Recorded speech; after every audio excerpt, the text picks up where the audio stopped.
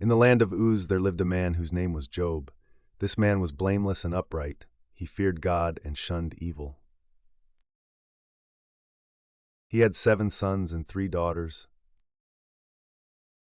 and he owned 7,000 sheep, 3,000 camels, 500 yoke of oxen, and 500 donkeys, and had a large number of servants. He was the greatest man among all the people of the East. His sons used to hold feasts in their homes on their birthdays, and they would invite their 3 sisters to eat and drink with them. When a period of feasting had run its course, Job would make arrangements for them to be purified. Early in the morning he would sacrifice a burnt offering for each of them, thinking, "Perhaps my children have sinned and cursed God in their hearts." This was Job's regular custom. One day the angels came to present themselves before the Lord, and Satan also came with them. The Lord said to Satan, "Where have you come from?" Satan answered the Lord, "From roaming throughout the earth, going back and forth on it." Then the Lord said to Satan, "Have you considered my servant Job? There is no one on earth like him. He is blameless and upright, a man who fears God and shuns evil." "Does Job fear God for nothing?" Satan replied. "Have you not put a hedge around him and his household and everything he has? You have blessed the work of his hands, so that his flocks and herds are spread throughout the land. But now stretch out your hand and strike everything he has, and he will surely curse you to your face." The Lord said to Satan, "Very well then, everything he has is in your power, but on the man himself do not lay a finger." Then Satan went out from the presence of the Lord. One day, when Job's sons and daughters were feasting and drinking wine at the oldest brother's house, a messenger came to Job and said, "The oxen were plowing and the donkeys were grazing nearby, and the Sabeans attacked and made off with them. They put the servants to the sword, and I am the only one who has escaped to tell you." While he was still speaking, another messenger came and said, "The fire of God fell from the heavens and burned up the sheep and the servants, and I am the only one who has escaped to tell you." While he was still speaking, another messenger came and said, "The Chaldeans formed 3 raiding parties and swept down on your camels and made off with them. They put the servants to the sword, and I am the only one who has escaped to tell you." While he was still speaking, yet another messenger came and said, "Your sons and daughters were feasting and drinking wine at the oldest brother's house, when suddenly a mighty wind swept in from the desert and struck the 4 corners of the house. It collapsed on them, and they are dead, and I am the only one who has escaped to tell you." At this, Job got up and tore his robe and shaved his head. Then he fell to the ground in worship and said, "Naked I came from my mother's womb, and naked I will depart. The Lord gave, and the Lord has taken away. May the name of the Lord be praised." In all this, Job did not sin by charging God with wrongdoing. On another day, the angels came to present themselves before the Lord, and Satan also came with them to present himself before him. And the Lord said to Satan, "Where have you come from?"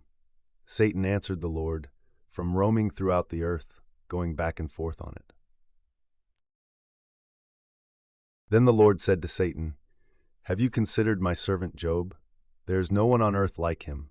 He is blameless and upright, a man who fears God and shuns evil, and he still maintains his integrity, though you incited me against him to ruin him without any reason."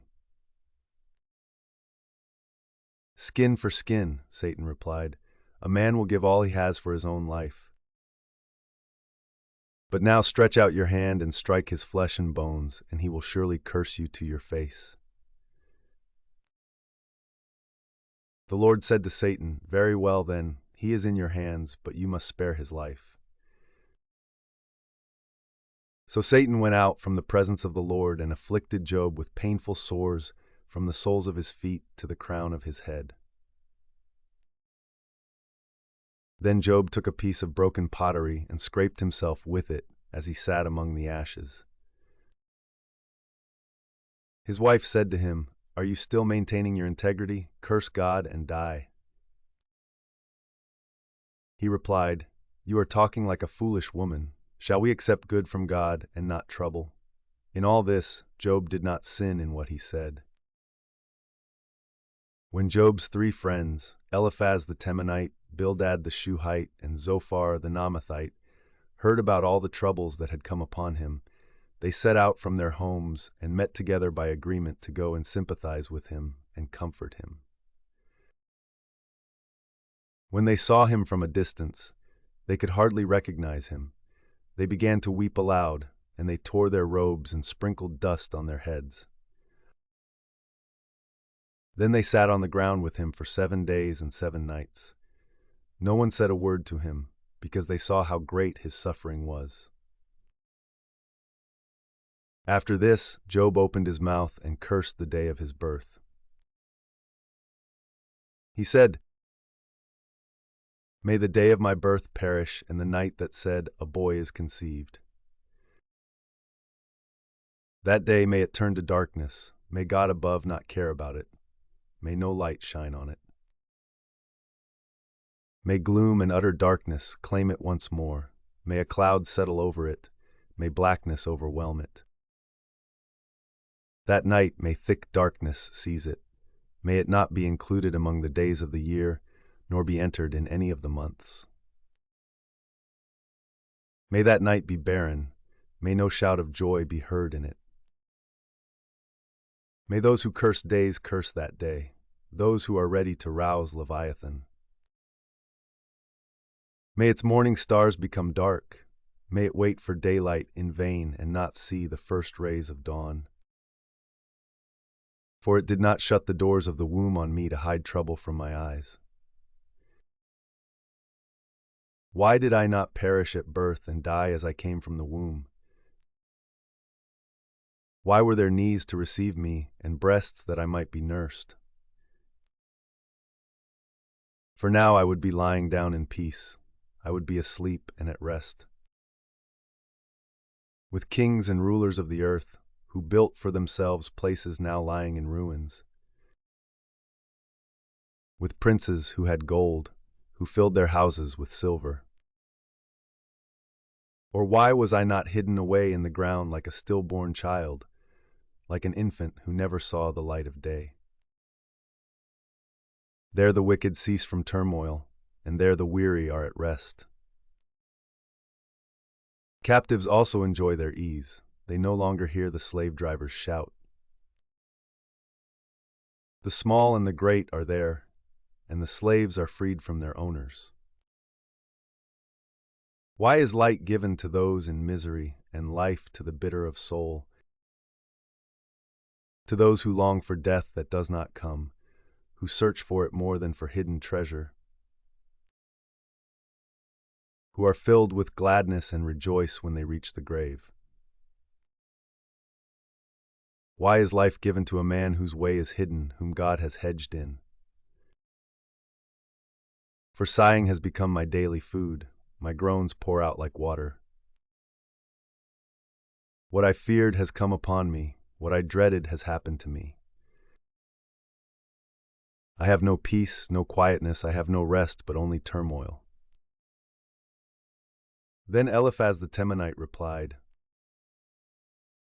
"If someone ventures a word with you, will you be impatient? But who can keep from speaking? Think how you have instructed many, how you have strengthened feeble hands. Your words have supported those who stumbled. You have strengthened faltering knees.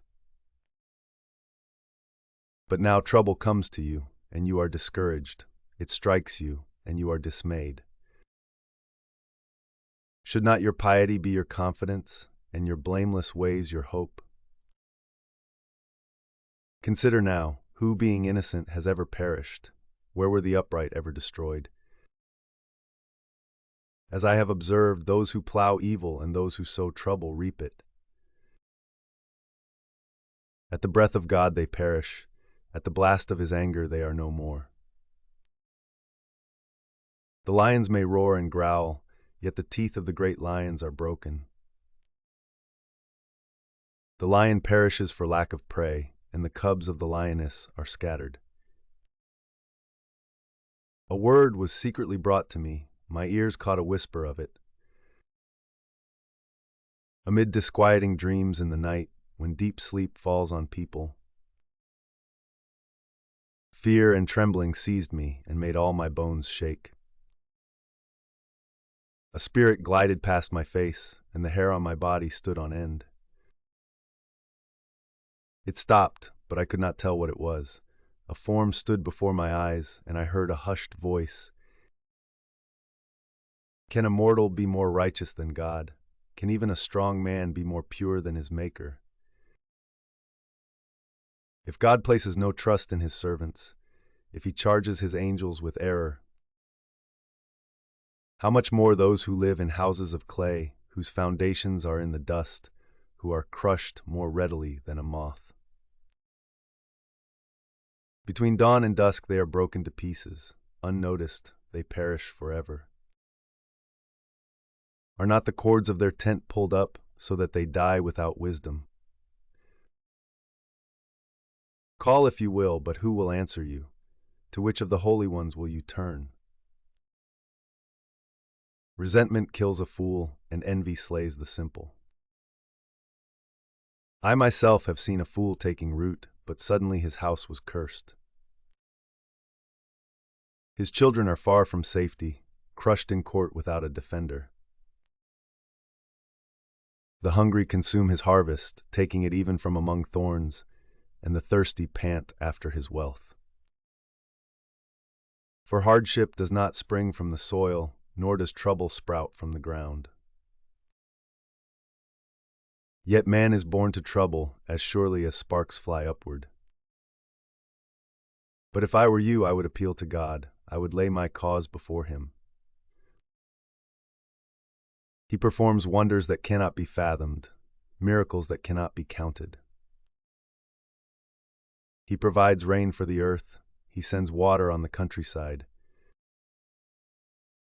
The lowly he sets on high, and those who mourn are lifted to safety. He thwarts the plans of the crafty, so that their hands achieve no success. He catches the wise in their craftiness, and the schemes of the wily are swept away. Darkness comes upon them in the daytime, at noon they grope as in the night. He saves the needy from the sword in their mouth. He saves them from the clutches of the powerful. So the poor have hope, and injustice shuts its mouth. Blessed is the one whom God corrects, so do not despise the discipline of the Almighty. For he wounds, but he also binds up. He injures, but his hands also heal. From 6 calamities he will rescue you. In 7 no harm will touch you. In famine he will deliver you from death, and in battle from the stroke of the sword. You will be protected from the lash of the tongue, and need not fear when destruction comes. You will laugh at destruction and famine, and need not fear the wild animals. For you will have a covenant with the stones of the field, and the wild animals will be at peace with you. You will know that your tent is secure. You will take stock of your property and find nothing missing. You will know that your children will be many, and your descendants like the grass of the earth. You will come to the grave in full vigor, like sheaves gathered in season. We have examined this, and it is true. So hear it and apply it to yourself. Then Job replied, If only my anguish could be weighed and all my misery be placed on the scales, it would surely outweigh the sand of the seas. No wonder my words have been impetuous. The arrows of the Almighty are in me, my spirit drinks in their poison, God's terrors are marshaled against me. Does a wild donkey bray when it has grass, or an ox bellow when it has fodder? Is tasteless food eaten without salt, or is there flavor in the sap of the mallow? I refuse to touch it, such food makes me ill. Oh, that I might have my request, that God would grant what I hope for, that God would be willing to crush me, to let loose his hand and cut off my life. Then I would still have this consolation, my joy in unrelenting pain, that I had not denied the words of the Holy One. What strength do I have that I should still hope? What prospects that I should be patient? Do I have the strength of stone? Is my flesh bronze? Do I have any power to help myself now that success has been driven from me? Anyone who withholds kindness from a friend forsakes the fear of the Almighty. But my brothers are as undependable as intermittent streams, as the streams that overflow, when darkened by thawing ice and swollen with melting snow. But that stop flowing in the dry season, and in the heat vanish from their channels. Caravans turn aside from their routes, they go off into the wasteland and perish. The caravans of Tema look for water, the traveling merchants of Sheba look in hope. They are distressed because they had been confident. They arrive there only to be disappointed. Now you too have proved to be of no help. You see something dreadful and are afraid. Have I ever said, give something on my behalf, pay a ransom for me from your wealth? Deliver me from the hand of the enemy, rescue me from the clutches of the ruthless. Teach me and I will be quiet, show me where I have been wrong. How painful are honest words, but what do your arguments prove? Do you mean to correct what I say and treat my desperate words as wind? You would even cast lots for the fatherless and barter away your friend. But now be so kind as to look at me. Would I lie to your face? Relent, do not be unjust, reconsider, for my integrity is at stake. Is there any wickedness on my lips? Can my mouth not discern malice? Do not mortals have hard service on earth? Are not their days like those of hired laborers? Like a slave longing for the evening shadows, or a hired laborer waiting to be paid. So I have been allotted months of futility, and nights of misery have been assigned to me. When I lie down, I think how long before I get up. The night drags on, and I toss and turn until dawn. My body is clothed with worms and scabs, my skin is broken and festering. My days are swifter than a weaver's shuttle, and they come to an end without hope. Remember, O God, that my life is but a breath. My eyes will never see happiness again. The eye that now sees me will see me no longer. You will look for me, but I will be no more. As a cloud vanishes and is gone, so one who goes down to the grave does not return. He will never come to his house again. His place will know him no more. Therefore I will not keep silent. I will speak out in the anguish of my spirit. I will complain in the bitterness of my soul. Am I the sea or the monster of the deep that you put me under guard? When I think my bed will comfort me and my couch will ease my complaint, even then you frighten me with dreams and terrify me with visions, so that I prefer strangling and death rather than this body of mine. I despise my life, I would not live forever. Let me alone, my days have no meaning. What is mankind that you make so much of them, that you give them so much attention, that you examine them every morning and test them every moment?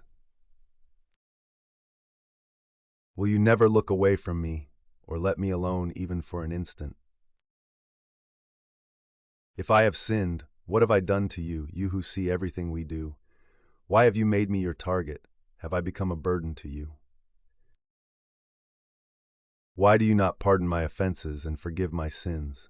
For I will soon lie down in the dust. You will search for me, but I will be no more. Then Bildad the Shuhite replied, How long will you say such things? Your words are a blustering wind. Does God pervert justice? Does the Almighty pervert what is right? When your children sinned against him, he gave them over to the penalty of their sin. But if you will seek God earnestly and plead with the Almighty, if you are pure and upright, even now he will rouse himself on your behalf and restore you to your prosperous state. Your beginnings will seem humble, so prosperous will your future be. Ask the former generation and find out what their ancestors learned. For we were born only yesterday and know nothing, and our days on earth are but a shadow. Will they not instruct you and tell you? Will they not bring forth words from their understanding? Can papyrus grow tall where there is no marsh? Can reeds thrive without water? While still growing and uncut, they wither more quickly than grass.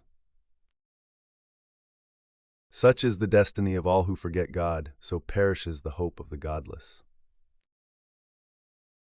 What they trust in is fragile, what they rely on is a spider's web. They lean on the web, but it gives way. They cling to it, but it does not hold. They are like a well-watered plant in the sunshine, spreading its shoots over the garden. It entwines its roots around a pile of rocks and looks for a place among the stones. But when it is torn from its spot, that place disowns it and says, I never saw you. Surely its life withers away, and from the soil other plants grow. Surely God does not reject one who is blameless or strengthen the hands of evildoers. He will yet fill your mouth with laughter and your lips with shouts of joy. Your enemies will be clothed in shame, and the tents of the wicked will be no more. Then Job replied, Indeed, I know that this is true, but how can mere mortals prove their innocence before God? Though they wished to dispute with him, they could not answer him 1 time out of 1,000. His wisdom is profound, his power is vast. Who has resisted him and come out unscathed? He moves mountains without their knowing it and overturns them in his anger. He shakes the earth from its place and makes its pillars tremble. He speaks to the sun and it does not shine. He seals off the light of the stars. He alone stretches out the heavens and treads on the waves of the sea. He is the maker of the Bear and Orion, the Pleiades, and the constellations of the south. He performs wonders that cannot be fathomed, miracles that cannot be counted. When he passes me, I cannot see him. When he goes by, I cannot perceive him. If he snatches away, who can stop him? Who can say to him, What are you doing? God does not restrain his anger. Even the cohorts of Rahab cowered at his feet. How then can I dispute with him? How can I find words to argue with him? Though I were innocent, I could not answer him. I could only plead with my judge for mercy. Even if I summoned him and he responded, I do not believe he would give me a hearing. He would crush me with a storm and multiply my wounds for no reason. He would not let me catch my breath, but would overwhelm me with misery. If it is a matter of strength, he is mighty, and if it is a matter of justice, who can challenge him? Even if I were innocent, my mouth would condemn me. If I were blameless, it would pronounce me guilty.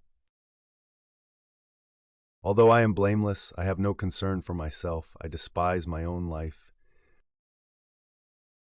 It is all the same. That is why I say, he destroys both the blameless and the wicked.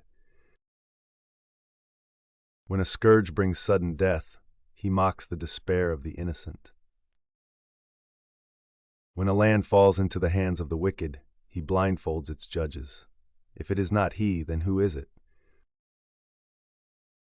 My days are swifter than a runner. They fly away without a glimpse of joy. They skim past like boats of papyrus, like eagles swooping down on their prey. If I say I will forget my complaint, I will change my expression and smile. I still dread all my sufferings, for I know you will not hold me innocent. Since I am already found guilty, why should I struggle in vain? Even if I washed myself with soap and my hands with cleansing powder, you would plunge me into a slime pit so that even my clothes would detest me. He is not a mere mortal like me that I might answer him, that we might confront each other in court. If only there were someone to mediate between us, someone to bring us together, someone to remove God's rod from me, so that his terror would frighten me no more. Then I would speak up without fear of him, but as it now stands with me, I cannot. I loathe my very life, therefore I will give free rein to my complaint and speak out in the bitterness of my soul. I say to God, do not declare me guilty, but tell me what charges you have against me. Does it please you to oppress me, to spurn the work of your hands, while you smile on the plans of the wicked? Do you have eyes of flesh? Do you see as a mortal sees? Are your days like those of a mortal, or your years like those of a strong man? That you must search out my faults and probe after my sin. Though you know that I am not guilty, and that no one can rescue me from your hand. Your hands shaped me and made me. Will you now turn and destroy me? Remember that you molded me like clay. Will you now turn me to dust again? Did you not pour me out like milk and curdle me like cheese? Clothe me with skin and flesh and knit me together with bones and sinews. You gave me life and showed me kindness, and in your providence watched over my spirit. But this is what you concealed in your heart, and I know that this was in your mind. If I sinned, you would be watching me and would not let my offense go unpunished. If I am guilty, woe to me. Even if I am innocent, I cannot lift my head, for I am full of shame and drowned in my affliction. If I hold my head high, you stalk me like a lion, and again display your awesome power against me. You bring new witnesses against me and increase your anger toward me. Your forces come against me, wave upon wave. Why then did you bring me out of the womb? I wish I had died before any eye saw me.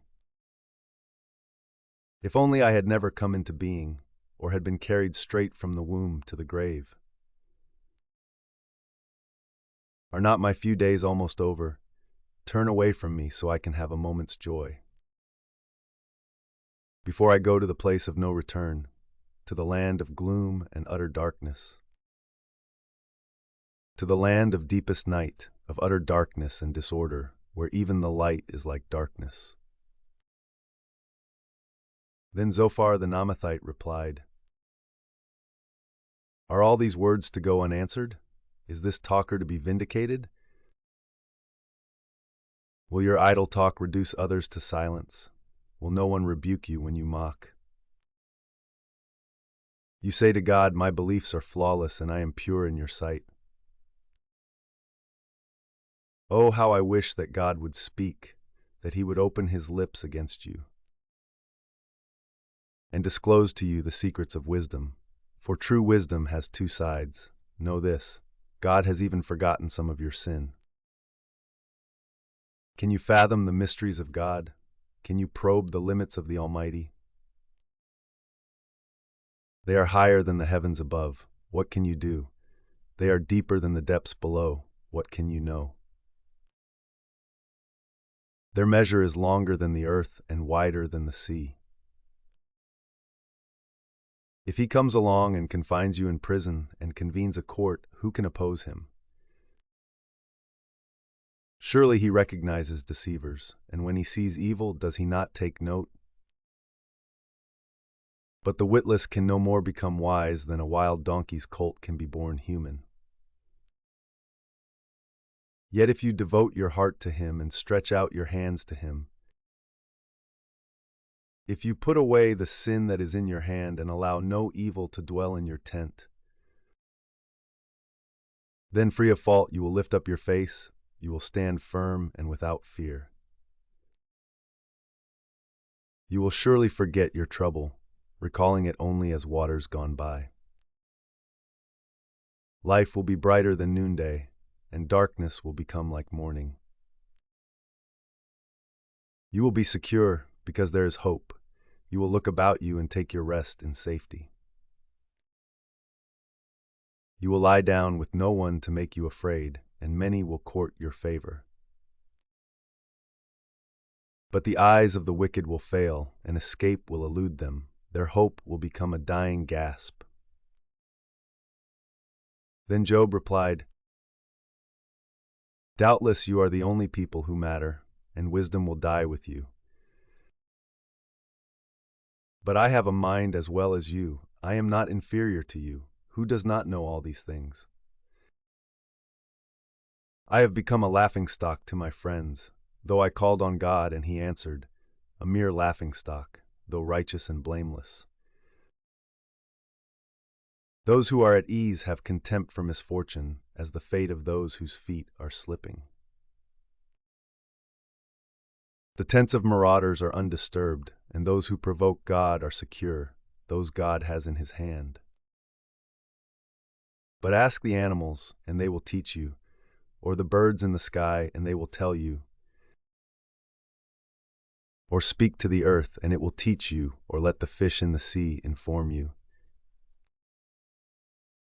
Which of all these does not know that the hand of the Lord has done this? In his hand is the life of every creature, and the breath of all mankind. Does not the ear test words as the tongue tastes food? Is not wisdom found among the aged? Does not long life bring understanding? To God belong wisdom and power, counsel and understanding are his. What he tears down cannot be rebuilt, those he imprisons cannot be released. If he holds back the waters, there is drought. If he lets them loose, they devastate the land. To him belong strength and insight, both deceived and deceiver are his.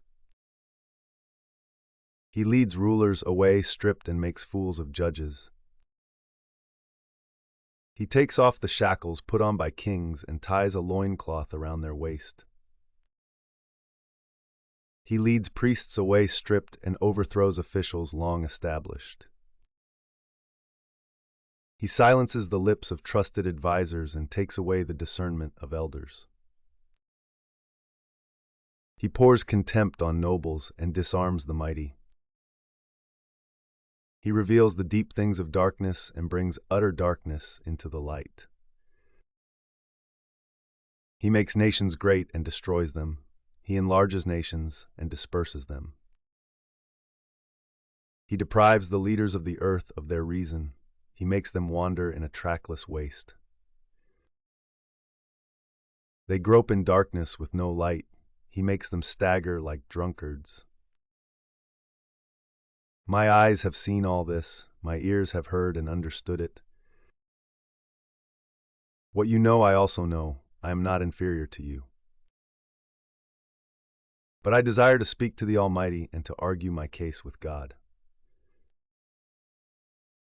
You, however, smear me with lies. You are worthless physicians, all of you. If only you would be altogether silent. For you that would be wisdom. Hear now my argument. Listen to the pleas of my lips. Will you speak wickedly on God's behalf? Will you speak deceitfully for him? Will you show impartiality? Will you argue the case for God? Would it turn out well if he examined you? Could you deceive him as you might deceive a mortal? He would surely call you to account if you secretly showed partiality. Would not his splendor terrify you? Would not the dread of him fall on you? Your maxims are proverbs of ashes, your defenses are defenses of clay. Keep silent and let me speak, then let come to me what may. Why do I put myself in jeopardy and take my life in my hands? Though he slay me, yet will I hope in him. I will surely defend my ways to his face. Indeed, this will turn out for my deliverance, for no godless person would dare come before him. Listen carefully to what I say. Let my words ring in your ears. Now that I have prepared my case, I know I will be vindicated. Can anyone bring charges against me? If so, I will be silent and die. Only grant me these two things, God, and then I will not hide from you. Withdraw your hand far from me, and stop frightening me with your terrors. Then summon me and I will answer, or let me speak and you reply to me. How many wrongs and sins have I committed? Show me my offense and my sin. Why do you hide your face and consider me your enemy? Will you torment a wind-blown leaf? Will you chase after dry chaff? For you write down bitter things against me, and make me reap the sins of my youth. You fasten my feet in shackles. You keep close watch on all my paths by putting marks on the soles of my feet. So man wastes away like something rotten, like a garment eaten by moths. Mortals born of woman are of few days and full of trouble. They spring up like flowers and wither away, like fleeting shadows they do not endure. Do you fix your eye on them? Will you bring them before you for judgment? Who can bring what is pure from the impure? No one. A person's days are determined. You have decreed the number of his months and have set limits he cannot exceed. So look away from him and let him alone till he has put in his time like a hired laborer. At least there is hope for a tree. If it is cut down, it will sprout again, and its new shoots will not fail. Its roots may grow old in the ground, and its stump die in the soil. Yet at the scent of water it will bud and put forth shoots like a plant. But a man dies and is laid low. He breathes his last and is no more. As the water of a lake dries up or a riverbed becomes parched and dry, so he lies down and does not rise. Till the heavens are no more, people will not awake or be roused from their sleep. If only you would hide me in the grave and conceal me till your anger has passed. If only you would set me a time and then remember me. If someone dies, will they live again? All the days of my hard service I will wait for my renewal to come. You will call, and I will answer you. You will long for the creature your hands have made. Surely then you will count my steps, but not keep track of my sin. My offenses will be sealed up in a bag, you will cover over my sin. But as a mountain erodes and crumbles, and as a rock is moved from its place, as water wears away stones and torrents wash away the soil, so you destroy a person's hope. You overpower them once for all, and they are gone. You change their countenance and send them away. If their children are honored, they do not know it. If their offspring are brought low, they do not see it. They feel but the pain of their own bodies and mourn only for themselves. Then Eliphaz the Temanite replied, would a wise person answer with empty notions, or fill their belly with the hot east wind? Would they argue with useless words, with speeches that have no value? But you even undermine piety and hinder devotion to God. Your sin prompts your mouth. You adopt the tongue of the crafty. Your own mouth condemns you, not mine. Your own lips testify against you. Are you the first man ever born? Were you brought forth before the hills? Do you listen in on God's counsel? Do you have a monopoly on wisdom? What do you know that we do not know? What insights do you have that we do not have? The gray-haired and the aged are on our side, men even older than your father. Are God's consolations not enough for you? Words spoken gently to you. Why has your heart carried you away, and why do your eyes flash? So that you vent your rage against God and pour out such words from your mouth. What are mortals that they could be pure, or those born of woman that they could be righteous? If God places no trust in his holy ones, if even the heavens are not pure in his eyes, how much less mortals who are vile and corrupt, who drink up evil like water? Listen to me and I will explain to you. Let me tell you what I have seen. What the wise have declared, hiding nothing received from their ancestors. To whom alone the land was given when no foreigners moved among them. All his days the wicked man suffers torment, the ruthless man through all the years stored up for him. Terrifying sounds fill his ears. When all seems well, marauders attack him. He despairs of escaping the realm of darkness. He is marked for the sword. He wanders about for food like a vulture. He knows the day of darkness is at hand. Distress and anguish fill him with terror. Troubles overwhelm him like a king poised to attack. Because he shakes his fist at God and vaunts himself against the Almighty, defiantly charging against him with a thick, strong shield. Though his face is covered with fat and his waist bulges with flesh, he will inhabit ruined towns and houses where no one lives, houses crumbling to rubble. He will no longer be rich, and his wealth will not endure, nor will his possessions spread over the land. He will not escape the darkness. A flame will wither his shoots, and the breath of God's mouth will carry him away. Let him not deceive himself by trusting what is worthless, for he will get nothing in return. Before his time he will wither, and his branches will not flourish. He will be like a vine stripped of its unripe grapes, like an olive tree shedding its blossoms. For the company of the godless will be barren, and fire will consume the tents of those who love bribes. They conceive trouble and give birth to evil. Their womb fashions deceit. Then Job replied, I have heard many things like these. You are miserable comforters, all of you. Will your long-winded speeches never end? What ails you that you keep on arguing? I also could speak like you if you were in my place. I could make fine speeches against you and shake my head at you.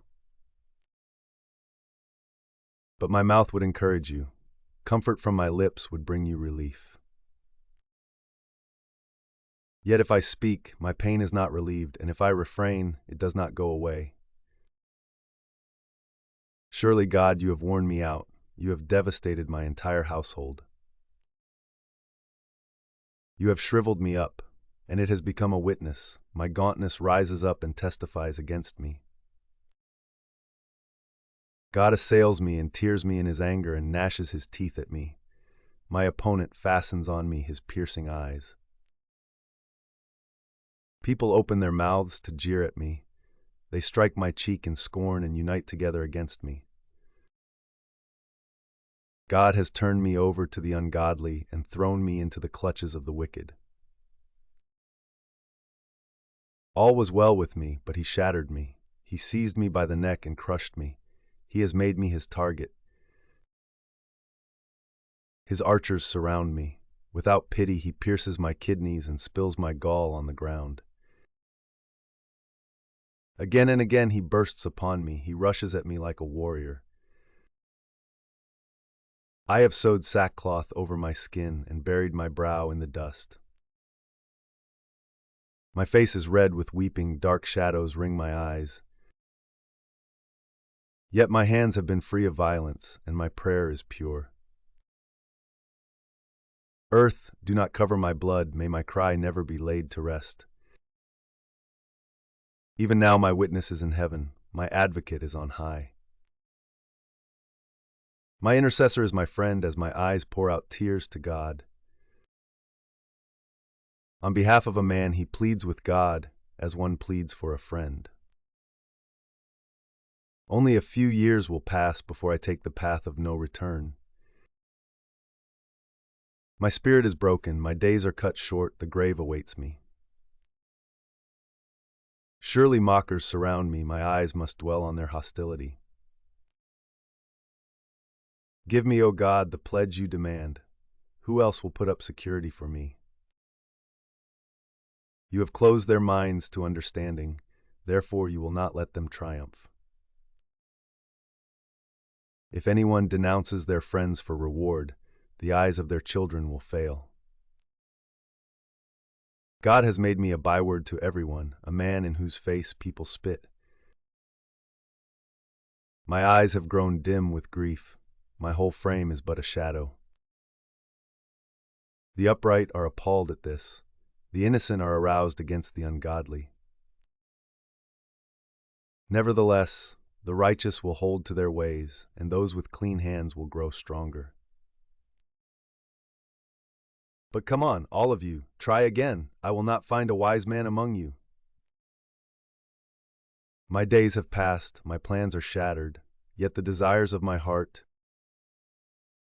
turn night into day. In the face of the darkness, light is near.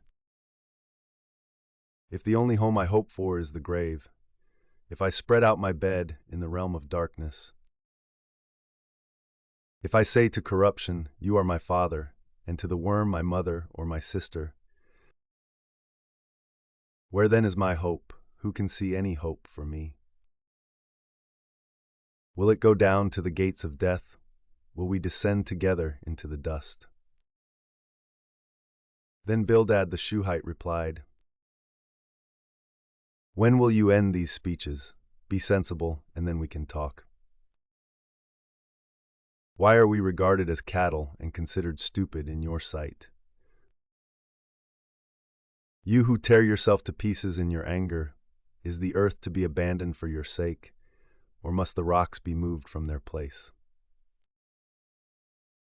The lamp of a wicked man is snuffed out, the flame of his fire stops burning. The light in his tent becomes dark, the lamp beside him goes out. The vigor of his step is weakened, his own schemes throw him down. His feet thrust him into a net, he wanders into its mesh. A trap seizes him by the heel, A snare holds him fast. A noose is hidden for him on the ground. A trap lies in his path.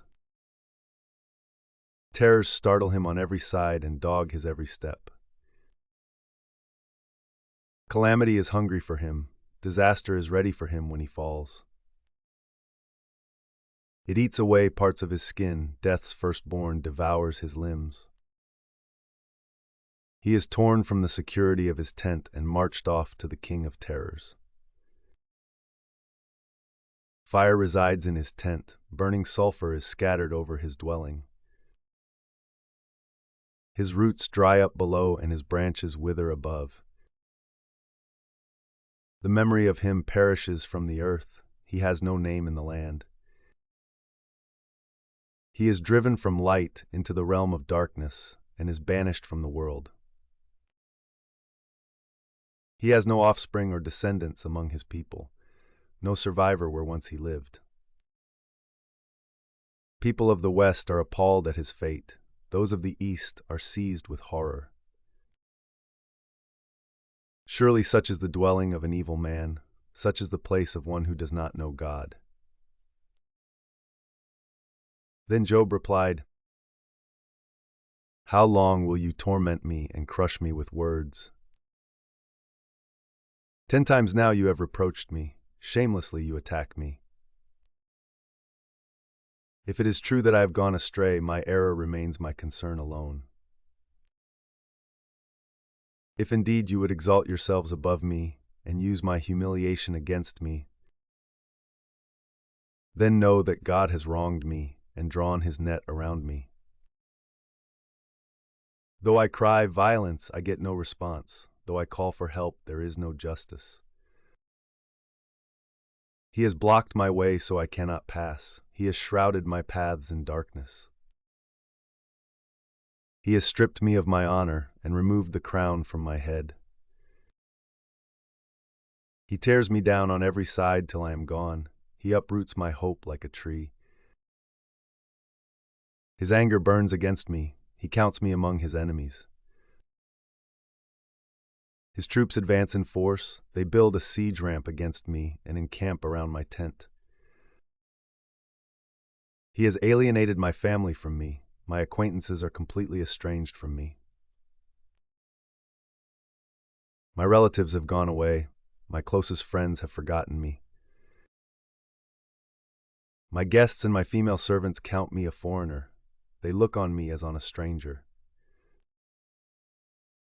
I summon my servant, but he does not answer, though I beg him with my own mouth. My breath is offensive to my wife. I am loathsome to my own family. Even the little boys scorn me. When I appear, they ridicule me. All my intimate friends detest me. Those I love have turned against me. I am nothing but skin and bones. I have escaped only by the skin of my teeth. Have pity on me, my friends, have pity, for the hand of God has struck me. Why do you pursue me as God does? Will you never get enough of my flesh? Oh, that my words were recorded, that they were written on a scroll, that they were inscribed with an iron tool on lead, or engraved in rock forever. I know that my Redeemer lives, and that in the end he will stand on the earth. And after my skin has been destroyed, yet in my flesh I will see God. I myself will see him with my own eyes, I and not another. How my heart yearns within me. If you say, how we will hound him, since the root of the trouble lies in him, you should fear the sword yourselves, for wrath will bring punishment by the sword, and then you will know that there is judgment. Then Zophar the Naamathite replied, My troubled thoughts prompt me to answer because I am greatly disturbed. I hear a rebuke that dishonors me, and my understanding inspires me to reply. Surely you know how it has been from of old, ever since mankind was placed on the earth, that the mirth of the wicked is brief, the joy of the godless lasts but a moment. Though the pride of the godless person reaches to the heavens and his head touches the clouds, he will perish forever like his own dung. Those who have seen him will say, "Where is he?" Like a dream he flies away, no more to be found, banished like a vision of the night. The eye that saw him will not see him again. His place will look on him no more. His children must make amends to the poor. His own hands must give back his wealth. The youthful vigor that fills his bones will lie with him in the dust. Though evil is sweet in his mouth, and he hides it under his tongue, though he cannot bear to let it go, and lets it linger in his mouth, yet his food will turn sour in his stomach. It will become the venom of serpents within him. He will spit out the riches he swallowed. God will make his stomach vomit them up. He will suck the poison of serpents. The fangs of an adder will kill him. He will not enjoy the streams, the rivers flowing with honey and cream. What he toiled for, he must give back uneaten. He will not enjoy the profit from his trading. For he has oppressed the poor and left them destitute. He has seized houses he did not build. Surely he will have no respite from his craving. He cannot save himself by his treasure. Nothing is left for him to devour. His prosperity will not endure. In the midst of his plenty, distress will overtake him. The full force of misery will come upon him. When he has filled his belly, God will vent his burning anger against him and rain down his blows on him. Though he flees from an iron weapon, a bronze-tipped arrow pierces him. He pulls it out of his back, the gleaming point out of his liver. Terrors will come over him. Total darkness lies in wait for his treasures. A fire unfanned will consume him and devour what is left in his tent. The heavens will expose his guilt. The earth will rise up against him. A flood will carry off his house, rushing waters on the day of God's wrath. Such is the fate God allots the wicked, the heritage appointed for them by God. Then Job replied, "Listen carefully to my words. Let this be the consolation you give me. Bear with me while I speak, and after I have spoken, mock on. Is my complaint directed to a human being? Why should I not be impatient? Look at me and be appalled. Clap your hand over your mouth. When I think about this, I am terrified. Trembling seizes my body. Why do the wicked live on, growing old and increasing in power? They see their children established around them, their offspring before their eyes. Their homes are safe and free from fear. The rod of God is not on them. Their bulls never fail to breed. Their cows calve and do not miscarry. They send forth their children as a flock. Their little ones dance about. They sing to the music of timbrel and lyre. They make merry to the sound of the pipe. They spend their years in prosperity and go down to the grave in peace. Yet they say to God, "Leave us alone. We have no desire to know your ways." Who is the Almighty that we should serve him? What would we gain by praying to him? But their prosperity is not in their own hands, so I stand aloof from the plans of the wicked. Yet how often is the lamp of the wicked snuffed out? How often does calamity come upon them, the fate God allots in his anger? How often are they like straw before the wind, like chaff swept away by a gale? It is said, God stores up the punishment of the wicked for their children. Let him repay the wicked, so that they themselves will experience it. Let their own eyes see their destruction. Let them drink the cup of the wrath of the Almighty. For what do they care about the families they leave behind when their allotted months come to an end? Can anyone teach knowledge to God, since he judges even the highest? One person dies in full vigor, completely secure and at ease, well-nourished in body, bones rich with marrow. Another dies in bitterness of soul, never having enjoyed anything good. Side by side they lie in the dust, and worms cover them both. I know full well what you are thinking, the schemes by which you would wrong me. You say, where now is the house of the great, the tents where the wicked lived? Have you never questioned those who travel? Have you paid no regard to their accounts? That the wicked are spared from the day of calamity, that they are delivered from the day of wrath. Who denounces their conduct to their face? Who repays them for what they have done? They are carried to the grave, and watch is kept over their tombs. The soil in the valley is sweet to them. Everyone follows after them, and a countless throng goes before them. So how can you console me with your nonsense? Nothing is left of your answers but falsehood. Then Eliphaz the Temanite replied, Can a man be of benefit to God? Can even a wise person benefit him? What pleasure would it give the Almighty if you were righteous? What would he gain if your ways were blameless? Is it for your piety that he rebukes you and brings charges against you? Is not your wickedness great? Are not your sins endless? You demanded security from your relatives for no reason. You stripped people of their clothing, leaving them naked.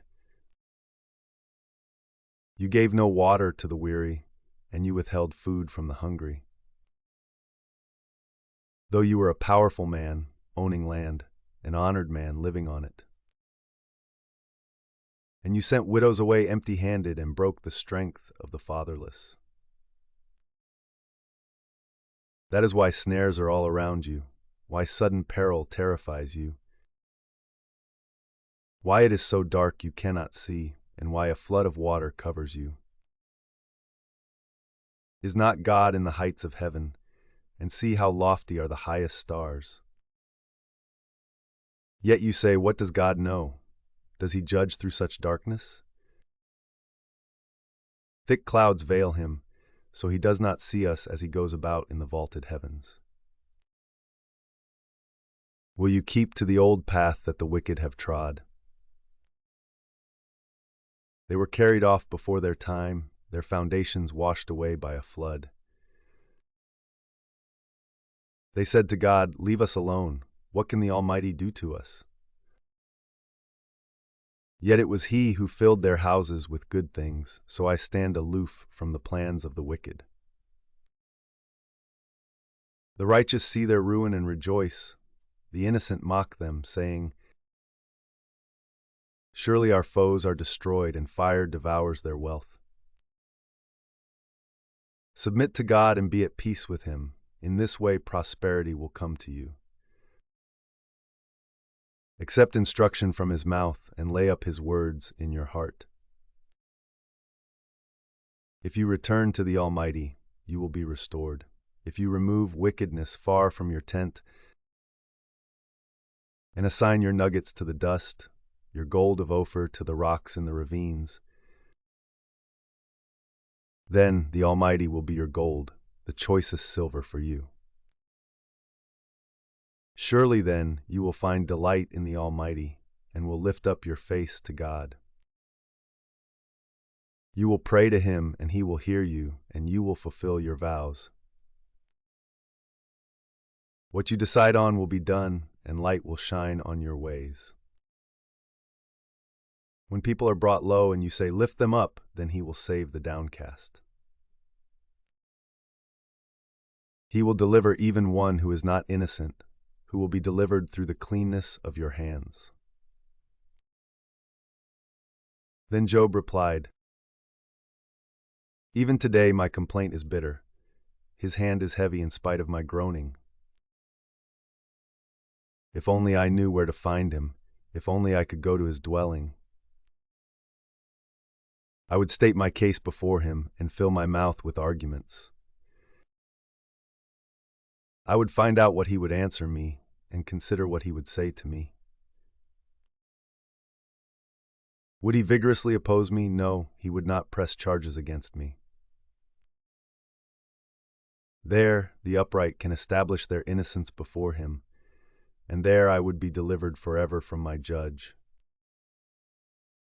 But if I go to the east, he is not there. If I go to the west, I do not find him.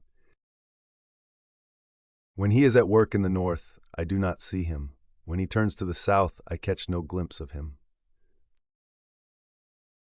But he knows the way that I take. When he has tested me, I will come forth as gold. My feet have closely followed his steps. I have kept to his way without turning aside. I have not departed from the commands of his lips. I have treasured the words of his mouth more than my daily bread. But he stands alone, and who can oppose him? He does whatever he pleases. He carries out his decree against me, and many such plans he still has in store. That's why I am terrified before him. When I think of all this, I fear him. God has made my heart faint. The Almighty has terrified me. Yet I am not silenced by the darkness, by the thick darkness that covers my face. Why does the Almighty not set times for judgment? Why must those who know him look in vain for such days? There are those who move boundary stones. They pasture flocks they have stolen. They drive away the orphan's donkey and take the widow's ox in pledge. They thrust the needy from the path and force all the poor of the land into hiding. Like wild donkeys in the desert, the poor go about their labor of foraging food. The wasteland provides food for their children. They gather fodder in the fields and glean in the vineyards of the wicked. Lacking clothes, they spend the night naked. They have nothing to cover themselves in the cold. They are drenched by mountain rains and hug the rocks for lack of shelter. The fatherless child is snatched from the breast. The infant of the poor is seized for a debt. Lacking clothes, they go about naked. They carry the sheaves, but still go hungry. They crush olives among the terraces. They tread the wine presses, yet suffer thirst. The groans of the dying rise from the city, and the souls of the wounded cry out for help. But God charges no one with wrongdoing. There are those who rebel against the light, who do not know its ways or stay in its paths. When daylight is gone, the murderer rises up, kills the poor and needy, and in the night steals forth like a thief. The eye of the adulterer watches for dusk. He thinks, "No eye will see me," and he keeps his face concealed. In the dark, thieves break into houses, but by day they shut themselves in. They want nothing to do with the light. For all of them, midnight is their morning. They make friends with the terrors of darkness. Yet they are foam on the surface of the water. Their portion of the land is cursed, so that no one goes to the vineyards. As heat and drought snatch away the melted snow, so the grave snatches away those who have sinned. The womb forgets them, the worm feasts on them. The wicked are no longer remembered, but are broken like a tree. They prey on the barren and childless woman, and to the widow they show no kindness. But God drags away the mighty by his power. Though they become established, they have no assurance of life. He may let them rest in a feeling of security, but his eyes are on their ways. For a little while they are exalted, and then they are gone. They are brought low and gathered up like all others. They are cut off like heads of grain. If this is not so, who can prove me false and reduce my words to nothing? Then Bildad the Shuhite replied, Dominion and awe belong to God. He establishes order in the heights of heaven. Can his forces be numbered? On whom does his light not rise?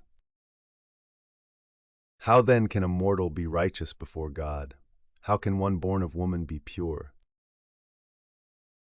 If even the moon is not bright, and the stars are not pure in his eyes, how much less a mortal who is but a maggot, a human being who is only a worm? Then Job replied, How you have helped the powerless, how you have saved the arm that is feeble. What advice you have offered to one without wisdom, and what great insight you have displayed. Who has helped you utter these words, and whose spirit spoke from your mouth? The dead are in deep anguish, those beneath the waters and all that live in them. The realm of the dead is naked before God, destruction lies uncovered. He spreads out the northern skies over empty space, he suspends the earth over nothing. He wraps up the waters in his clouds, yet the clouds do not burst under their weight. He covers the face of the full moon, spreading his clouds over it. He marks out the horizon on the face of the waters for a boundary between light and darkness. The pillars of the heavens quake, aghast at his rebuke. By his power he churned up the sea, by his wisdom he cut Rahab to pieces.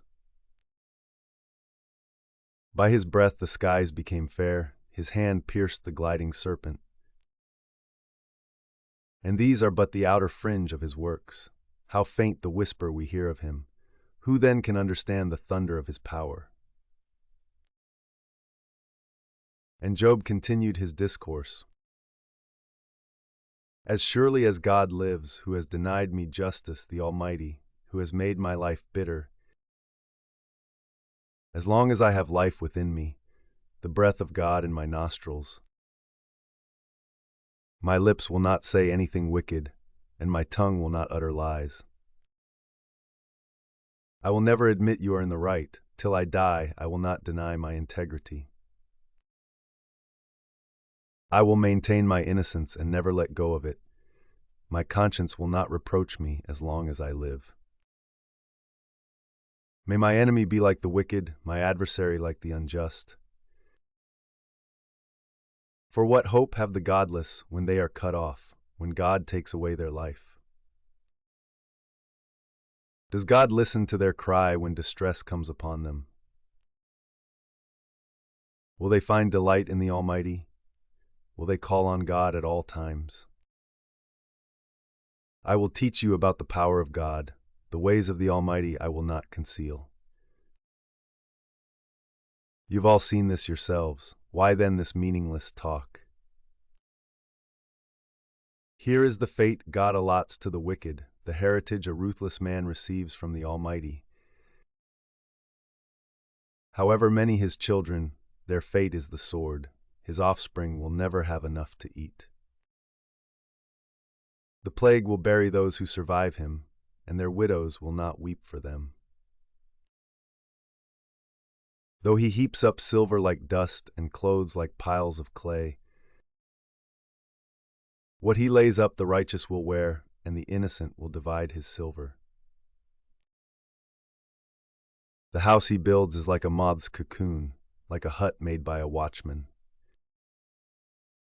He lies down wealthy, but will do so no more. When he opens his eyes, all is gone.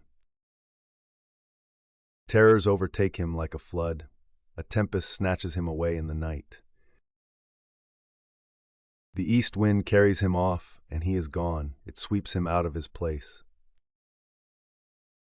It hurls itself against him without mercy as he flees headlong from its power. It claps its hands in derision and hisses him out of his place. There is a mine for silver and a place where gold is refined. Iron is taken from the earth, and copper is smelted from ore. Mortals put an end to the darkness. They search out the farthest recesses for ore in the blackest darkness. Far from human dwellings, they cut a shaft in places untouched by human feet. Far from other people, they dangle and sway. The earth from which food comes is transformed below as by fire. Lapis lazuli comes from its rocks, and its dust contains nuggets of gold. No bird of prey knows that hidden path, no falcon's eye has seen it.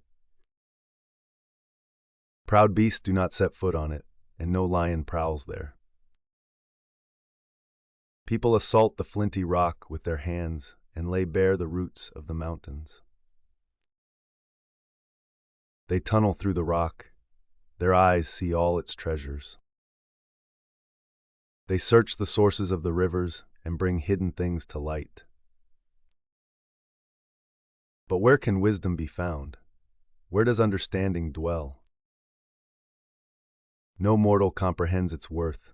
It cannot be found in the land of the living. The deep says it is not in me. The sea says it is not with me. It cannot be bought with the finest gold, nor can its price be weighed out in silver. It cannot be bought with the gold of Ophir, with precious onyx or lapis lazuli. Neither gold nor crystal can compare with it, nor can it be had for jewels of gold. Coral and jasper are not worthy of mention. The price of wisdom is beyond rubies. The topaz of Cush cannot compare with it. It cannot be bought with pure gold. Where then does wisdom come from? Where does understanding dwell? It is hidden from the eyes of every living thing, concealed even from the birds in the sky. Destruction and death say, only a rumor of it has reached our ears. God understands the way to it, and He alone knows where it dwells. For He views the ends of the earth and sees everything under the heavens. When He established the force of the wind and measured out the waters, when He made a decree for the rain and a path for the thunderstorm, then He looked at wisdom and appraised it. He confirmed it and tested it. And He said to the human race, the fear of the Lord, that is wisdom, and to shun evil is understanding. Job continued his discourse. How I long for the months gone by, for the days when God watched over me, when His lamp shone on my head, and by His light I walked through darkness. Oh, for the days when I was in my prime, when God's intimate friendship blessed my house, when the Almighty was still with me and my children were around me,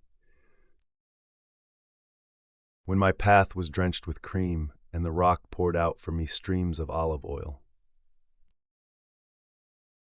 When I went to the gate of the city and took my seat in the public square,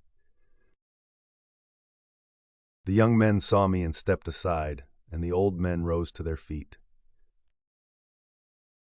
The chief men refrained from speaking and covered their mouths with their hands. The voices of the nobles were hushed, and their tongues stuck to the roof of their mouths. Whoever heard me spoke well of me, and those who saw me commended me, because I rescued the poor who cried for help, and the fatherless who had none to assist them. The one who was dying blessed me. I made the widow's heart sing. I put on righteousness as my clothing. Justice was my robe and my turban. I was eyes to the blind and feet to the lame. I was a father to the needy. I took up the case of the stranger. I broke the fangs of the wicked and snatched the victims from their teeth. I thought, I will die in my own house, my days as numerous as the grains of sand. My roots will reach to the water, and the dew will lie all night on my branches. My glory will not fade, the bow will be ever new in my hand. People listened to me expectantly, waiting in silence for my counsel. After I had spoken, they spoke no more. My words fell gently on their ears. They waited for me as for showers and drank in my words as the spring rain. When I smiled at them, they scarcely believed it. The light of my face was precious to them. I chose the way for them and sat as their chief. I dwelt as a king among his troops. I was like one who comforts mourners. But now they mock me, men younger than I, whose fathers I would have disdained to put with my sheepdogs. Of what use was the strength of their hands to me, since their vigor had gone from them? Haggard from want and hunger, they roamed the parched land in desolate wastelands at night. In the brush they gathered salt herbs, and their food was the root of the broom bush. They were banished from human society, shouted at as if they were thieves. They were forced to live in the dry stream beds, among the rocks and in holes in the ground. They brayed among the bushes and huddled in the undergrowth. A base and nameless brood, they were driven out of the land. And now those young men mock me in song. I have become a byword among them. They detest me and keep their distance. They do not hesitate to spit in my face. Now that God has unstrung my bow and afflicted me, they throw off restraint in my presence. On my right, the tribe attacks. They lay snares for my feet. They build their siege ramps against me. They break up my road. They succeed in destroying me. No one can help him, they say. They advance as through a gaping breach. Amid the ruins they come rolling in. Terrors overwhelm me. My dignity is driven away as by the wind. My safety vanishes like a cloud. And now my life ebbs away. Days of suffering grip me. Night pierces my bones. My gnawing pains never rest. In his great power, God becomes like clothing to me. He binds me like the neck of my garment. He throws me into the mud, and I am reduced to dust and ashes. I cry out to you, God, but you do not answer. I stand up, but you merely look at me. You turn on me ruthlessly. With the might of your hand, you attack me. You snatch me up and drive me before the wind. You toss me about in the storm. I know you will bring me down to death, to the place appointed for all the living. Surely no one lays a hand on a broken man when he cries for help in his distress. Have I not wept for those in trouble? Has not my soul grieved for the poor? Yet when I hoped for good, evil came. When I looked for light, then came darkness. The churning inside me never stops. Days of suffering confront me. I go about blackened, but not by the sun. I stand up in the assembly and cry for help. I have become a brother of jackals, a companion of owls. My skin grows black and peels, my body burns with fever. My lyre is tuned to mourning, and my pipe to the sound of wailing. I made a covenant with my eyes not to look lustfully at a young woman.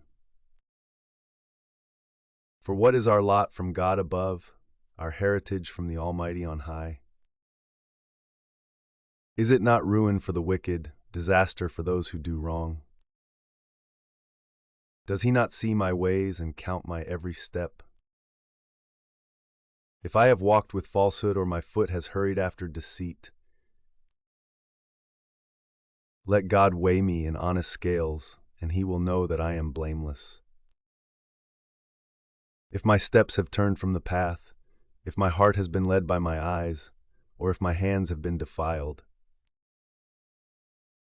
then may others eat what I have sown, and may my crops be uprooted. If my heart has been enticed by a woman, or if I have lurked at my neighbor's door,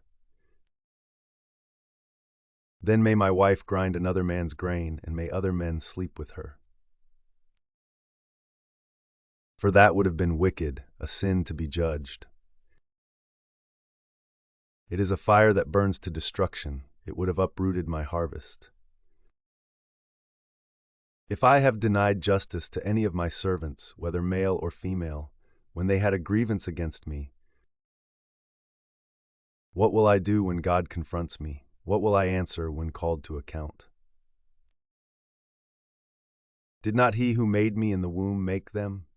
Did not the same one form us both within our mothers? If I have denied the desires of the poor, or let the eyes of the widow grow weary, if I have kept my bread to myself, not sharing it with the fatherless, but from my youth I reared them as a father would, and from my birth I guided the widow. If I have seen anyone perishing for lack of clothing, or the needy without garments,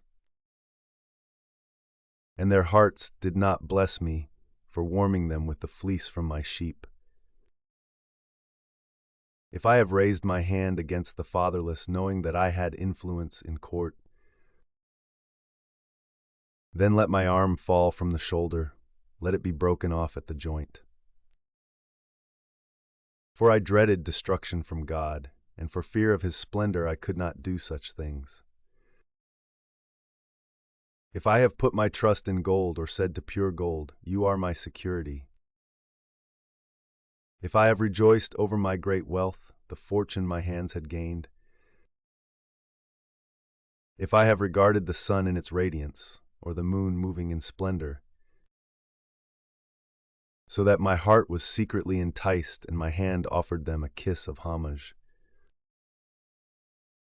then these also would be sins to be judged, for I would have been unfaithful to God on high. If I have rejoiced at my enemy's misfortune or gloated over the trouble that came to him, I have not allowed my mouth to sin by invoking a curse against their life. If those of my household have never said, who has not been filled with Job's meat? But no stranger had to spend the night in the street, for my door was always open to the traveler. If I have concealed my sin as people do, by hiding my guilt in my heart, because I so feared the crowd and so dreaded the contempt of the clans that I kept silent and would not go outside. Oh, that I had someone to hear me. I sign now my defense. Let the Almighty answer me. Let my accuser put his indictment in writing. Surely I would wear it on my shoulder. I would put it on like a crown. I would give him an account of my every step. I would present it to him as to a ruler. If my land cries out against me and all its furrows are wet with tears, if I have devoured its yield without payment or broken the spirit of its tenants, then let briars come up instead of wheat and stinkweed instead of barley. The words of Job are ended. So these three men stopped answering Job because he was righteous in his own eyes. But Elihu, son of Barachel the Buzite of the family of Ram, became very angry with Job for justifying himself rather than God. He was also angry with the three friends because they had found no way to refute Job and yet had condemned him. Now Elihu had waited before speaking to Job because they were older than he. But when he saw that the three men had nothing more to say, his anger was aroused. So Elihu son of Barachel the Buzite said, I am young in years, and you are old. That is why I was fearful, not daring to tell you what I know. I thought age should speak, advanced years should teach wisdom.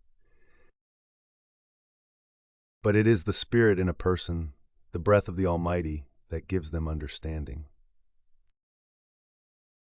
It is not only the old who are wise, not only the aged who understand what is right. Therefore I say, listen to me, I too will tell you what I know.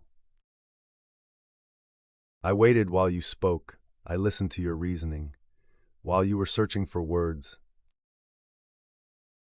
I gave you my full attention, but not one of you has proved Job wrong, none of you has answered his arguments. Do not say we have found wisdom, let God, not a man, refute him. But Job has not marshaled his words against me, and I will not answer him with your arguments. They are dismayed and have no more to say, words have failed them.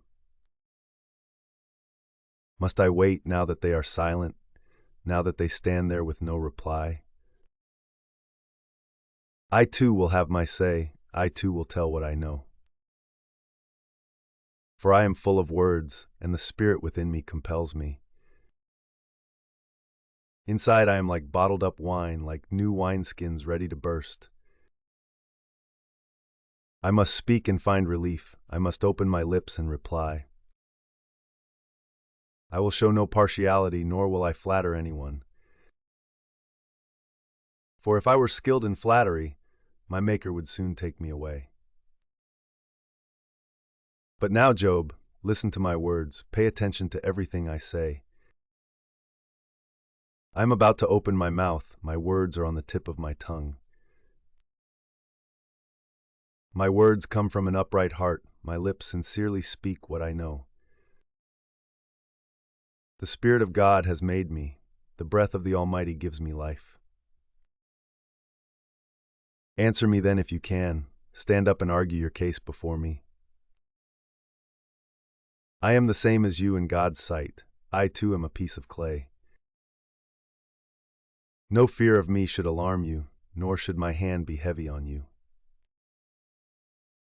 But you have said in my hearing, I heard the very words. I am pure, I have done no wrong, I am clean and free from sin. Yet God has found fault with me, he considers me his enemy. He fastens my feet in shackles, he keeps close watch on all my paths. But I tell you, in this you are not right, for God is greater than any mortal. Why do you complain to him that he responds to no one's words? For God does speak, now one way, now another, though no one perceives it. In a dream, in a vision of the night, when deep sleep falls on people as they slumber in their beds, he may speak in their ears and terrify them with warnings, to turn them from wrongdoing and keep them from pride, to preserve them from the pit, their lives from perishing by the sword. Or someone may be chastened on a bed of pain with constant distress in their bones, so that their body finds food repulsive and their soul loathes the choicest meal. Their flesh wastes away to nothing, and their bones, once hidden, now stick out. They draw near to the pit, and their life to the messengers of death. Yet if there is an angel at their side, a messenger, 1 out of 1,000, sent to tell them how to be upright, and he is gracious to that person and says to God, spare them from going down to the pit, I have found a ransom for them. Let their flesh be renewed like a child's. Let them be restored as in the days of their youth. Then that person can pray to God and find favor with him, They will see God's face and shout for joy. He will restore them to full well-being. And they will go to others and say, I have sinned, I have perverted what is right, but I did not get what I deserved. God has delivered me from going down to the pit, and I shall live to enjoy the light of life. God does all these things to a person, twice, even 3 times, to turn them back from the pit, that the light of life may shine on them. Pay attention, Job, and listen to me. Be silent, and I will speak. If you have anything to say, answer me, speak up, for I want to vindicate you. But if not, then listen to me, be silent, and I will teach you wisdom. Then Elihu said, Hear my words, you wise men, listen to me, you men of learning. For the ear tests words as the tongue tastes food. Let us discern for ourselves what is right. Let us learn together what is good. Job says, I am innocent, but God denies me justice. Although I am right, I am considered a liar. Although I am guiltless, his arrow inflicts an incurable wound. Is there anyone like Job who drinks scorn like water? He keeps company with evildoers. He associates with the wicked. For he says there is no profit in trying to please God. So listen to me, you men of understanding. Far be it from God to do evil, from the Almighty to do wrong. He repays everyone for what they have done. He brings on them what their conduct deserves. It is unthinkable that God would do wrong, that the Almighty would pervert justice. Who appointed him over the earth? Who put him in charge of the whole world? If it were his intention, and he withdrew his spirit and breath, all humanity would perish together, and mankind would return to the dust. If you have understanding, hear this, listen to what I say. Can someone who hates justice govern? Will you condemn the just and mighty one? Is he not the one who says to kings, You are worthless, and to nobles, You are wicked? Who shows no partiality to princes, and does not favor the rich over the poor, for they are all the work of his hands. They die in an instant, in the middle of the night. The people are shaken, and they pass away. The mighty are removed without human hand. His eyes are on the ways of mortals. He sees their every step. There is no deep shadow, no utter darkness, where evildoers can hide. God has no need to examine people further, that they should come before him for judgment. Without inquiry, he shatters the mighty and sets up others in their place. Because he takes note of their deeds, he overthrows them in the night, and they are crushed. He punishes them for their wickedness, where everyone can see them,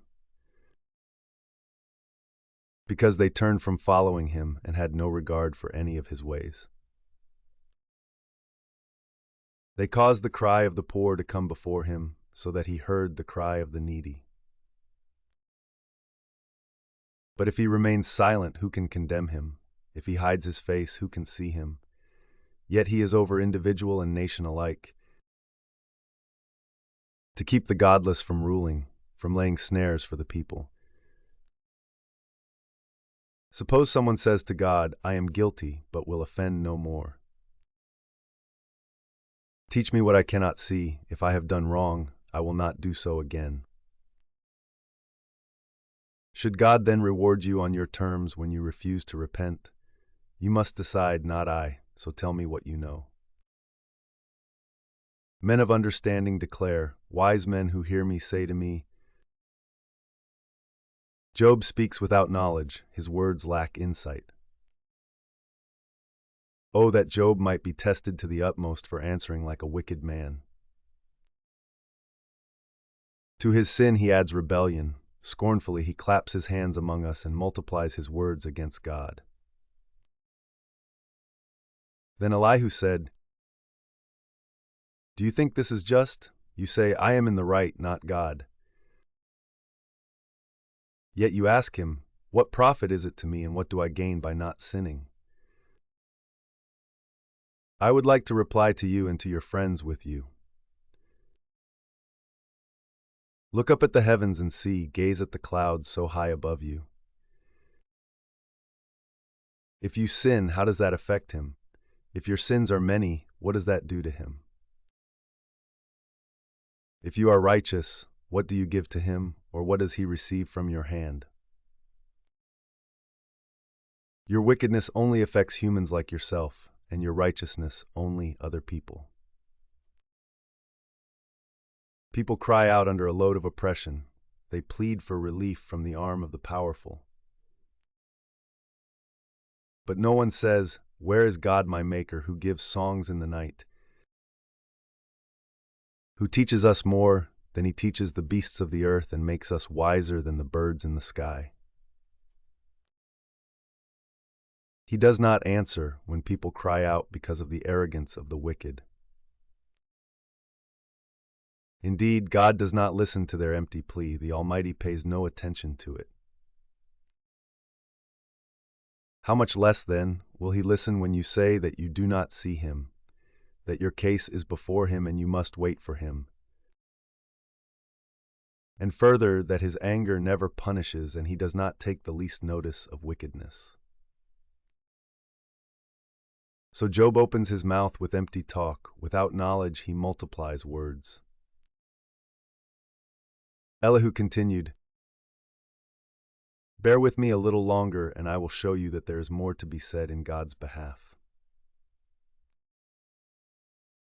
I get my knowledge from afar. I will ascribe justice to my Maker. Be assured that my words are not false. One who has perfect knowledge is with you. God is mighty, but despises no one. He is mighty and firm in his purpose. He does not keep the wicked alive, but gives the afflicted their rights. He does not take his eyes off the righteous. He enthrones them with kings and exalts them forever. But if people are bound in chains, held fast by cords of affliction, he tells them what they have done, that they have sinned arrogantly. He makes them listen to correction and commands them to repent of their evil. If they obey and serve him, they will spend the rest of their days in prosperity and their years in contentment. But if they do not listen, they will perish by the sword and die without knowledge. The godless in heart harbor resentment.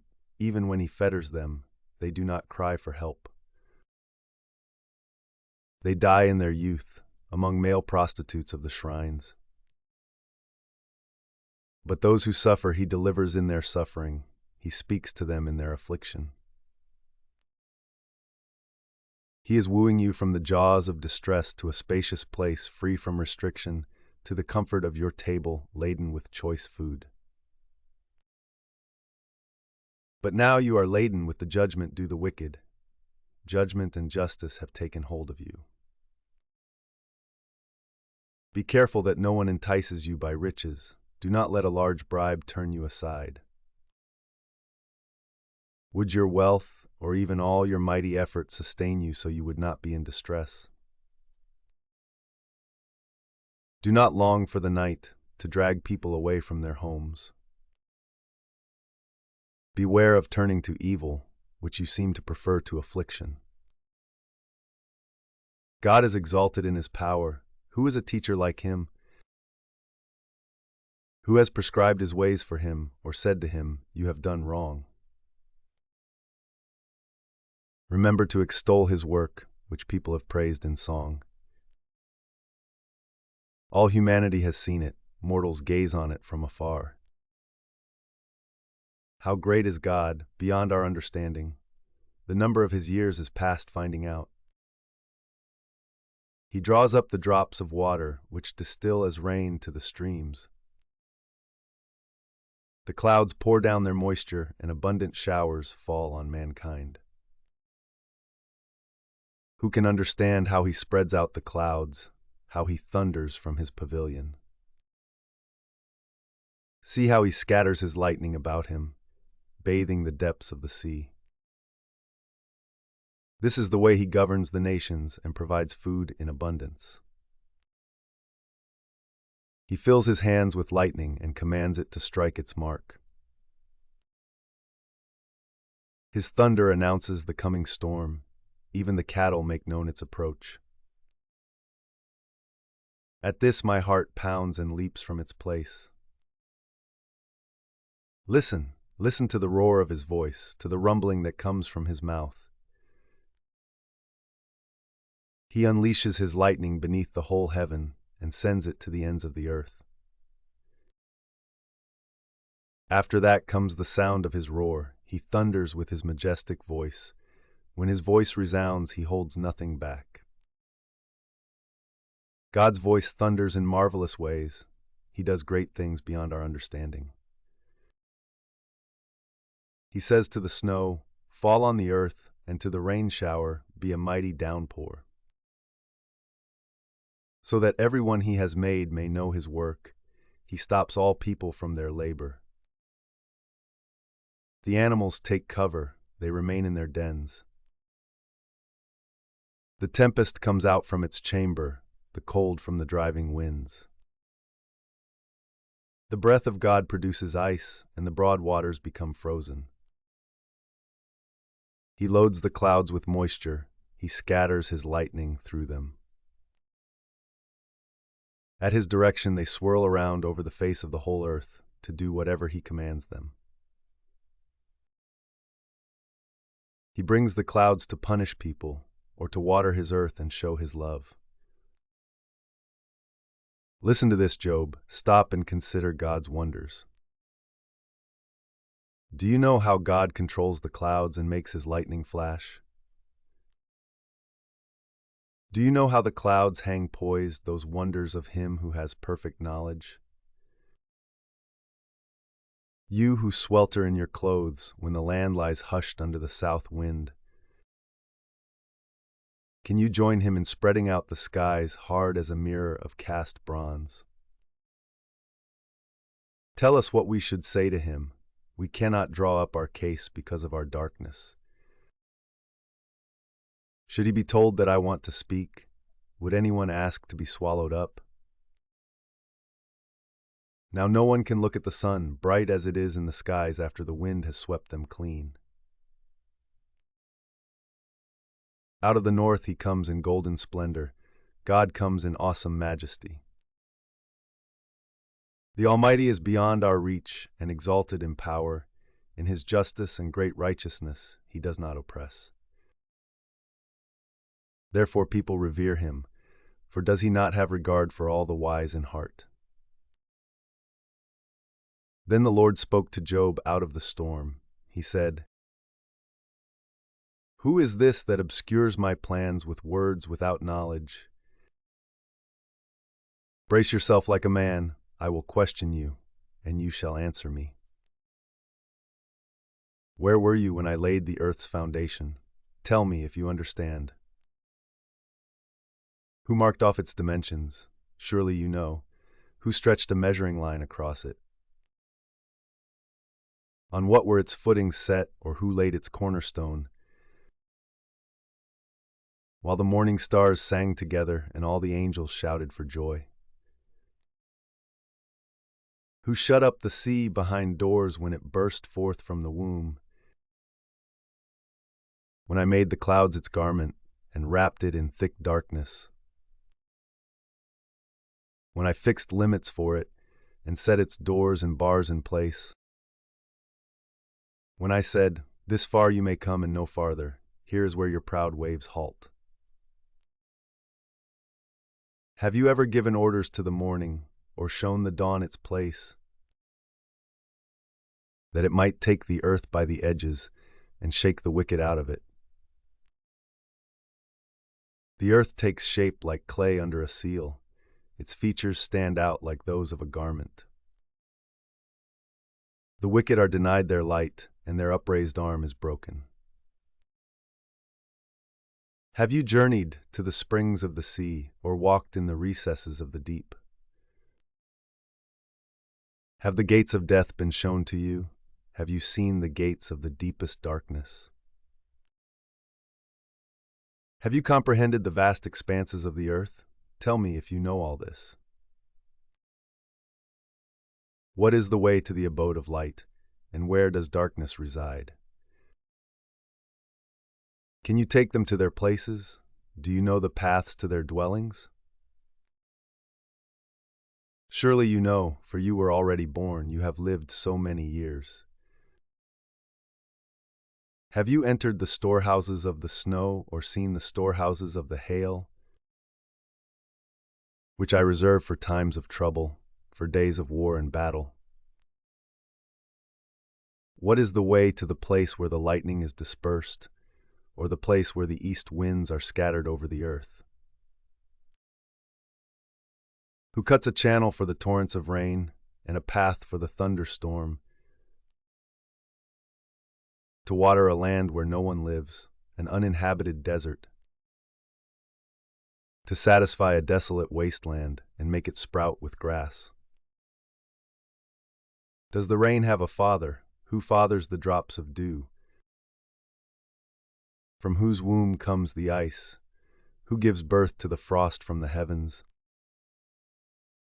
When the waters become hard as stone, when the surface of the deep is frozen. Can you bind the chains of the Pleiades? Can you loosen Orion's belt? Can you bring forth the constellations in their seasons, or lead out the bear with its cubs? Do you know the laws of the heavens? Can you set up God's dominion over the earth?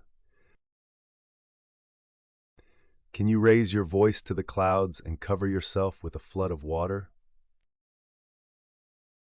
Do you send the lightning bolts on their way? Do they report to you, "Here we are"? Who gives the ibis wisdom, or gives the rooster understanding? Who has the wisdom to count the clouds? Who can tip over the water jars of the heavens? When the dust becomes hard and the clods of earth stick together? Do you hunt the prey for the lioness and satisfy the hunger of the lions? When they crouch in their dens or lie in wait in a thicket? Who provides food for the raven when its young cry out to God and wander about for lack of food? Do you know when the mountain goats give birth? Do you watch when the doe bears her fawn? Do you count the months till they bear? Do you know the time they give birth? They crouch down and bring forth their young, their labor pains are ended. Their young thrive and grow strong in the wilds. They leave and do not return. Who let the wild donkey go free? Who untied its ropes?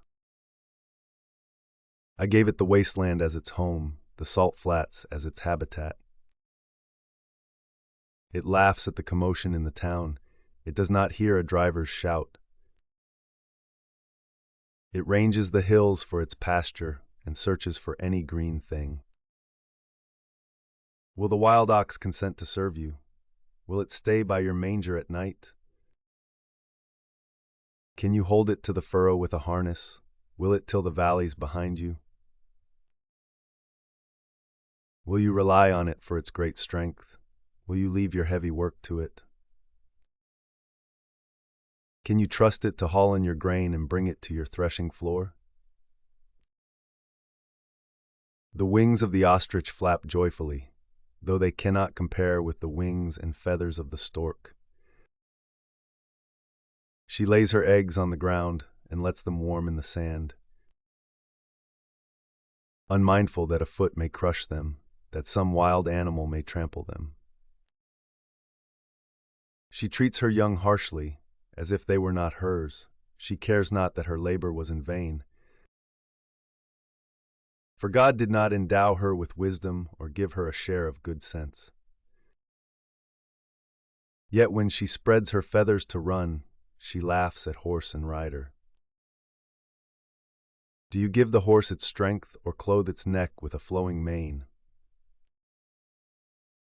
Do you make it leap like a locust, striking terror with its proud snorting? It paws fiercely, rejoicing in its strength, and charges into the fray.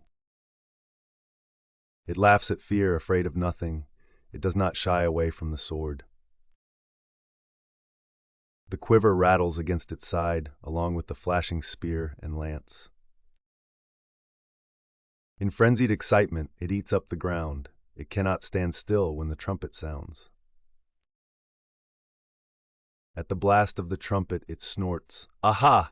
It catches the scent of battle from afar, the shout of commanders and the battle cry. Does the hawk take flight by your wisdom and spread its wings toward the south? Does the eagle soar at your command and build its nest on high? It dwells on a cliff and stays there at night. A rocky crag is its stronghold.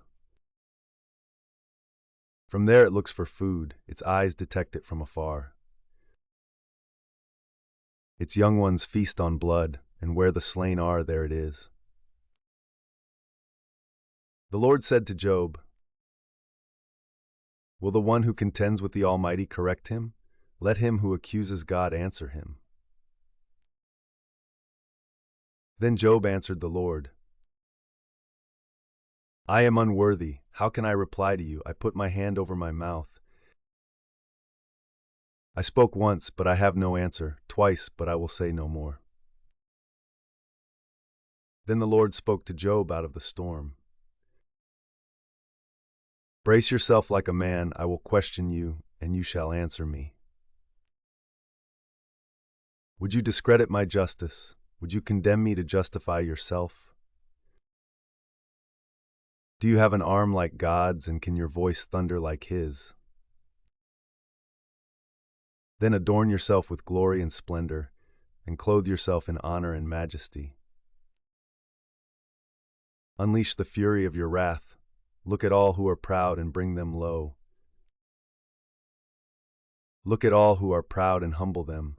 Crush the wicked where they stand. Bury them all in the dust together. Shroud their faces in the grave.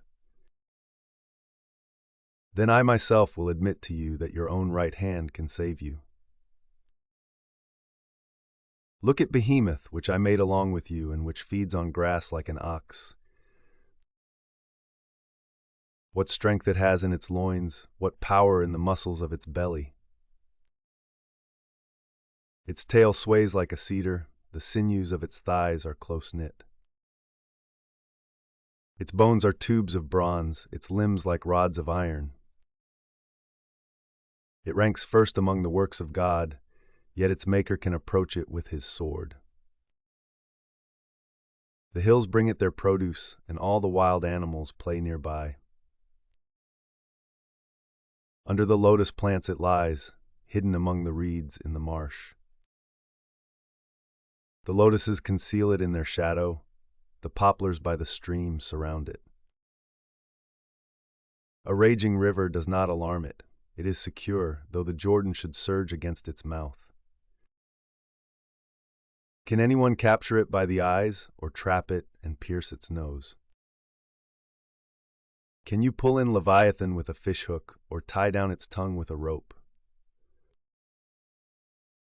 Can you put a cord through its nose, or pierce its jaw with a hook? Will it keep begging you for mercy? Will it speak to you with gentle words? Will it make an agreement with you for you to take it as your slave for life? Can you make a pet of it like a bird, or put it on a leash for the young women in your house? Will traders barter for it? Will they divide it up among the merchants? Can you fill its hide with harpoons, or its head with fishing spears?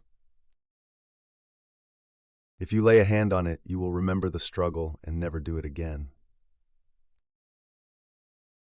Any hope of subduing it is false. The mere sight of it is overpowering. No one is fierce enough to rouse it. Who then is able to stand against me? Who has a claim against me that I must pay? Everything under heaven belongs to me. I will not fail to speak of Leviathan's limbs, its strength, and its graceful form. Who can strip off its outer coat? Who can penetrate its double coat of armor? Who dares open the doors of its mouth, ringed about with fearsome teeth? Its back has rows of shields tightly sealed together. Each is so close to the next that no air can pass between. They are joined fast to one another. They cling together and cannot be parted. Its snorting throws out flashes of light. Its eyes are like the rays of dawn. Flames stream from its mouth. Sparks of fire shoot out. Smoke pours from its nostrils as from a boiling pot over burning reeds. Its breath sets coals ablaze, and flames dart from its mouth. Strength resides in its neck, dismay goes before it. The folds of its flesh are tightly joined, they are firm and immovable. Its chest is hard as rock, hard as a lower millstone. When it rises up, the mighty are terrified. They retreat before its thrashing. The sword that reaches it has no effect, nor does the spear or the dart or the javelin. Iron it treats like straw and bronze like rotten wood. Arrows do not make it flee. Slingstones are like chaff to it. A club seems to it but a piece of straw. It laughs at the rattling of the lance. Its undersides are jagged potsherds, leaving a trail in the mud like a threshing sledge. It makes the depths churn like a boiling cauldron and stirs up the sea like a pot of ointment. It leaves a glistening wake behind it. One would think the deep had white hair. Nothing on earth is its equal, a creature without fear. It looks down on all that are haughty. It is king over all that are proud. Then Job replied to the Lord, I know that you can do all things. No purpose of yours can be thwarted. You asked, who is this that obscures my plans without knowledge? Surely I spoke of things I did not understand, things too wonderful for me to know. You said, listen now and I will speak. I will question you, and you shall answer me. My ears had heard of you, but now my eyes have seen you. Therefore I despise myself and repent in dust and ashes. After the Lord had said these things to Job, he said to Eliphaz the Temanite, I am angry with you and your two friends, because you have not spoken the truth about me, as my servant Job has. So now take 7 bulls and 7 rams and go to my servant Job and sacrifice a burnt offering for yourselves. My servant Job will pray for you, and I will accept his prayer and not deal with you according to your folly. You have not spoken the truth about me, as my servant Job has. So Eliphaz the Temanite, Bildad the Shuhite, and Zophar the Naamathite did what the Lord told them, and the Lord accepted Job's prayer. After Job had prayed for his friends, the Lord restored his fortunes and gave him twice as much as he had before. All his brothers and sisters, and everyone who had known him before, came and ate with him in his house. They comforted and consoled him over all the trouble the Lord had brought on him, and each one gave him a piece of silver and a gold ring. The Lord blessed the latter part of Job's life more than the former part. He had 14,000 sheep, 6,000 camels, 1,000 yoke of oxen, and 1,000 donkeys. And he also had 7 sons and 3 daughters. The first daughter he named Jemimah, the second Keziah, and the third Keren-Happuch. Nowhere in all the land were there found women as beautiful as Job's daughters, and their father granted them an inheritance along with their brothers. After this, Job lived 140 years. He saw his children and their children to the fourth generation. And so Job died an old man and full of years.